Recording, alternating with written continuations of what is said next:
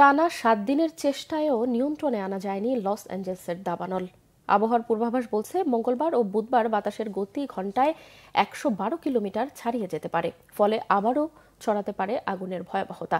এর মধ্যেই সবচেয়ে বড় পলিসেডস দাবানলে ২৩,০০০ একরেরও বেশি এলাকা পুড়ে ছাই হয়ে গেছে।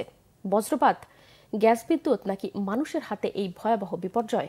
প্রকৃত কারণ জানতে উঠে পড়ে লেগেছে লস অ্যাঞ্জেলেস কর্তৃপক্ষ। শহীদ আরাফাতের ডেস্ক রিপোর্টে বিস্তারিত।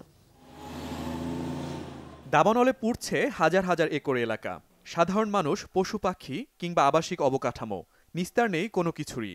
যুক্তরাষ্ট্রের লস অ্যাঞ্জেলেসে সক্রিয় আছে এখনো ৩টি বড় অগ্নিকাণ্ড।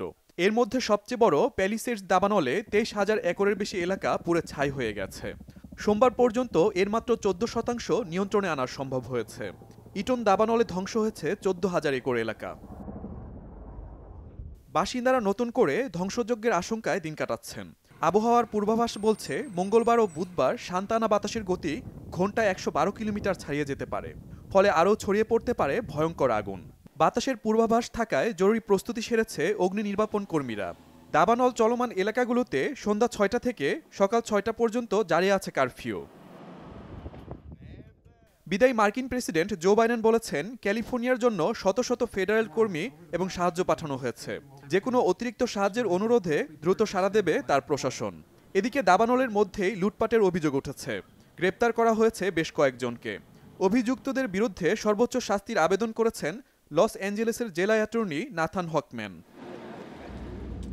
লস অ্যাঞ্জেলেসের দাবানলের সম্ভাব্য সব কারণ খতিয়ে দেখা হচ্ছে। যুক্তরাষ্ট্রের দাবানলের সাধারণ কারণ হিসেবে বজ্রপাতকে দায়ী করা হয়, কিন্তু এবার বজ্রপাতের কারণে দাবানল হয়নি।